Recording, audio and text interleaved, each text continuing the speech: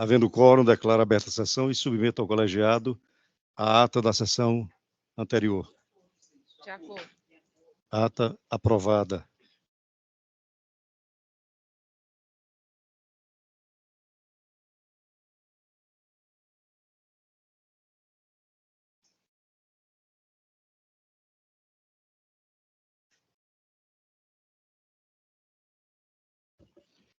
Dentro da sistemática do voto lançado antecipadamente e adotado por esta Câmara desde 2013,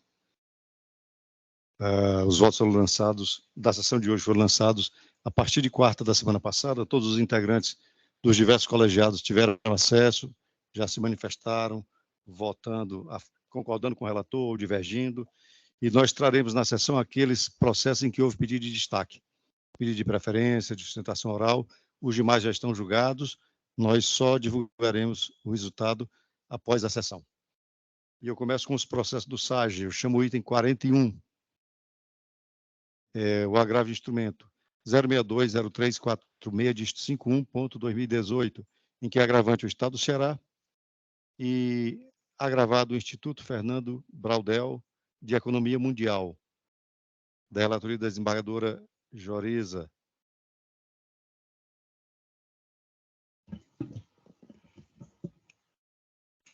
Doutor Wallace, não é isso? Exato. Doutor Wallace, o senhor é advogado do agravado, né? Exato. O voto aqui foi pelo não conhecimento do recurso. Eu acho que...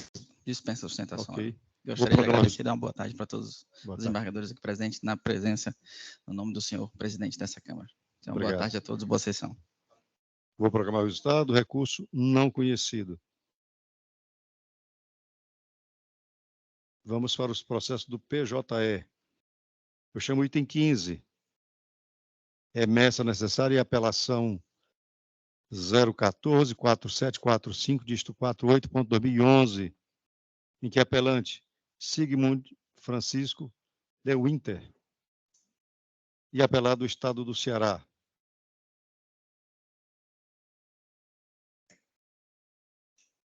O doutor Marcos Vinícius está presente? O doutor Marcos Vinícius está presente, vou então proclamar o resultado. Recurso conhecido e provido.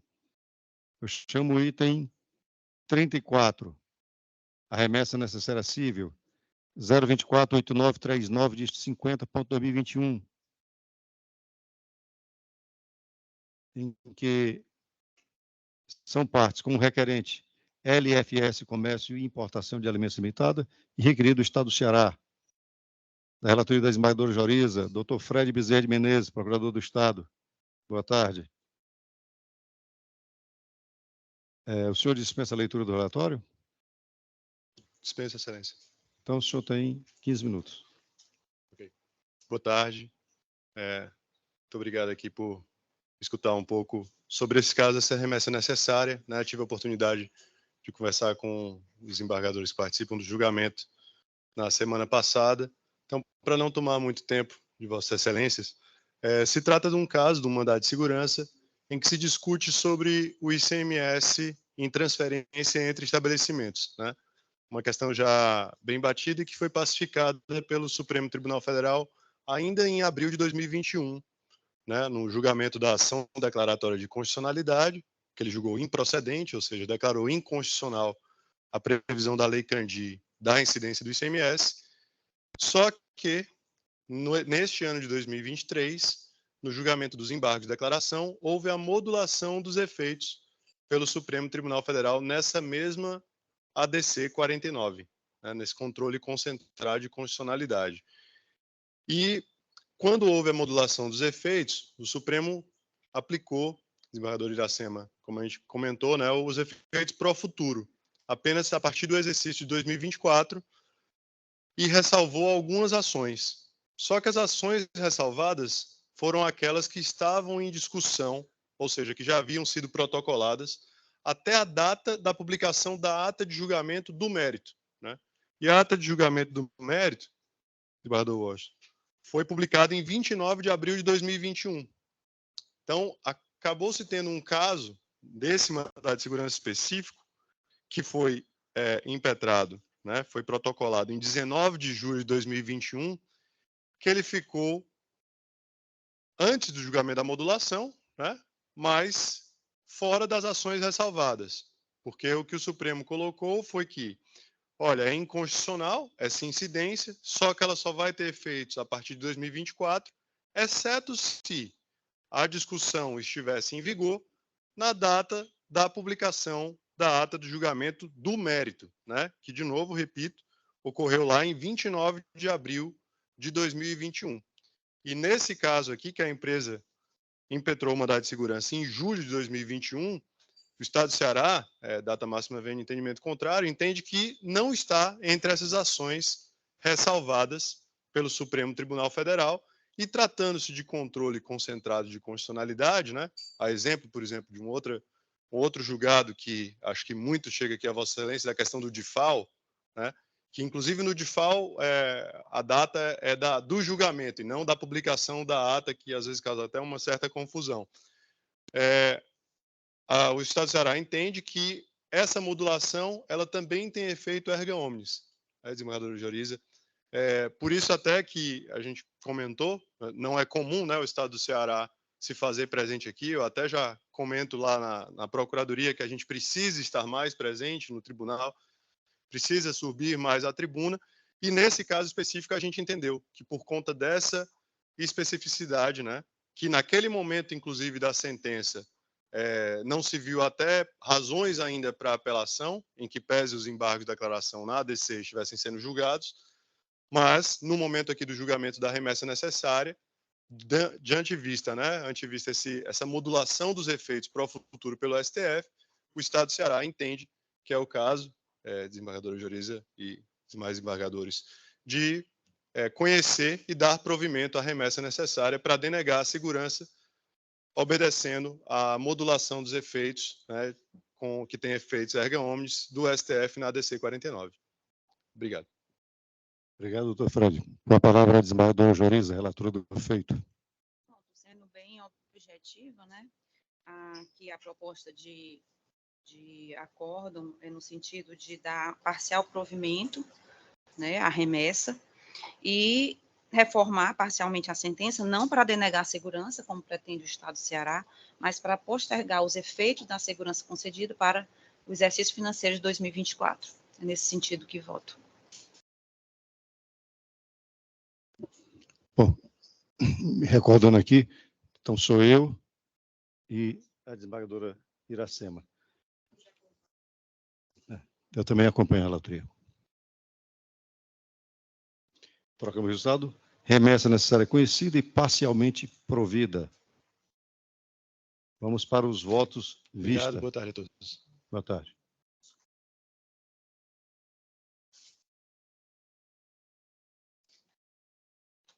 Eu chamo o item 1 do SAGE, apelação civil 017-8697, dígito 08.2017, em que é apelante Instituto AOCP. E o Estado do Ceará também como apelante. E apelado Francisco Tiago da Costa Eusébio, é da minha relatoria, na sessão de julgamento realizada no dia 10 de julho, proferi voto no sentido de conhecer... Hã?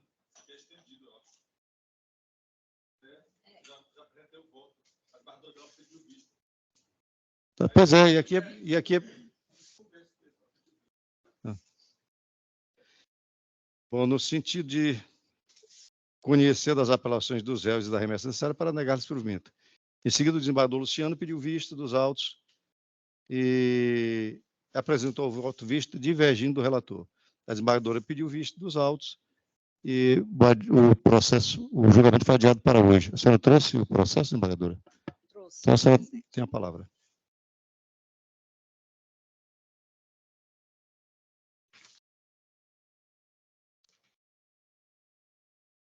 Eu vou fazer uma breve leitura, né?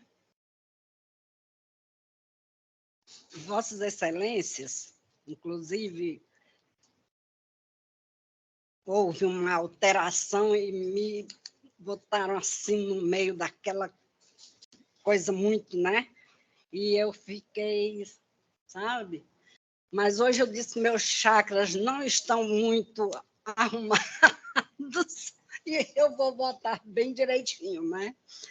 De início, verifica-se que tanto o relator desembargador Washington Luiz Bezerra de Araújo, como o vistor desembargador Francisco Luciano Lima Rodrigues concordam com a necessidade de avocar a remessa oficial, vez que o caso dos autos não se enquadra nas ressalvas dos parágrafos 3º e 4º do inciso 1 do artigo 496 do CPC.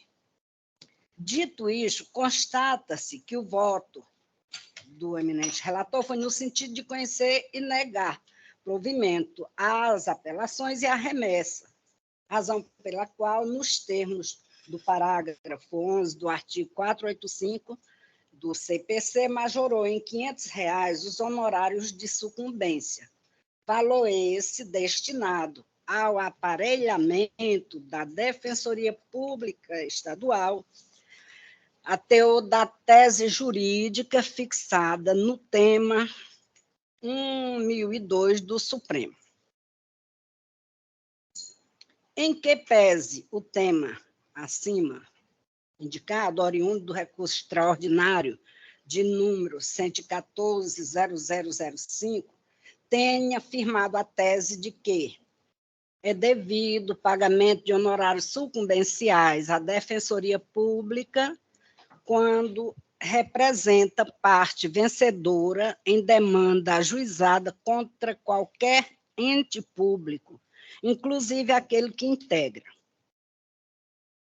2. O valor recebido a título de honorários sucumbenciais deve ser destinado exclusivamente ao aparelhamento das defensorias públicas, vedado o seu rateio entre os membros da instituição. O entendimento só poderá ser aplicado nos demais casos quando do trânsito em julgado da citada decisão que até esta data não aconteceu. Em razão disso, até o trânsito em julgado deste recurso extraordinário, válido é o entendimento disposto, e aqui já vou convergindo, né, com o desembargador Luciano.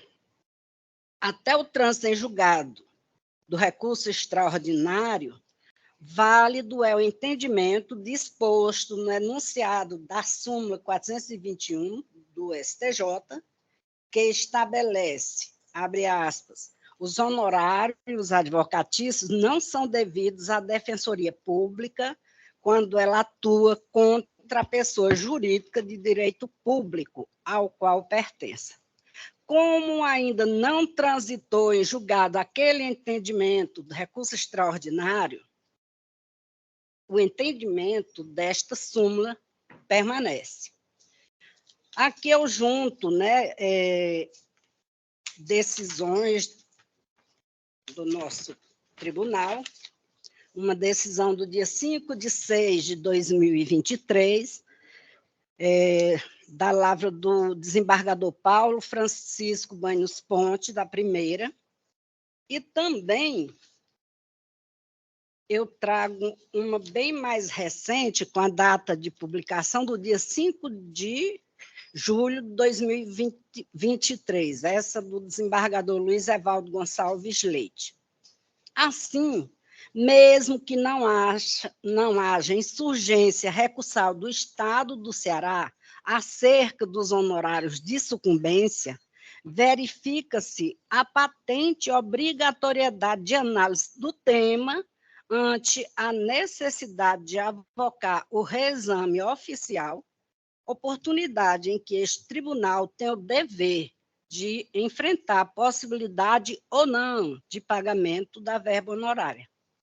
Sob tais fundamentos, com todas as vênias ao respeitável voto do eminente relator, e por bem acompanhar o voto divergente, no sentido de conhecer e negar provimento às apelações cíveis, e conhecer e dar parcial provimento à remessa oficial, para reformar a sentença tão somente quanto à verba honorária, aplicando o enunciado da súmula 421 do STJ, eis que ainda válida até o trânsito em julgado do recurso extraordinário de número 114.0005. O desembargador Luciano fala logo aqui uns milhões, mas eu me... Então, é como voto, senhor presidente. Obrigado, desembargadora Vilauba. E agora nós vamos para o quórum ampliado. Desembargadora Joriza, Vossa Excelência está em condição de votar? Não, presidente, porque Então, eu vai não ficar... tive nem acesso aqui, nem a um nem ao outro. Vamos ficar, então, para a próxima sessão. Eu chamo o item 2, apelação cível 013-1115, dígito 75.2018. Apelante. Bom, Segredo de Justiça.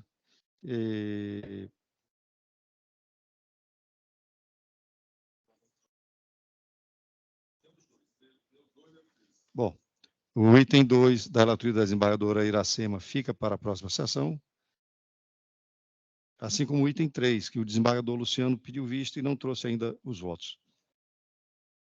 Processos adiados do SAGE, o item 4, apelação, remessa necessária, sequência de 3 zeros, 4019, dígito 29.2000.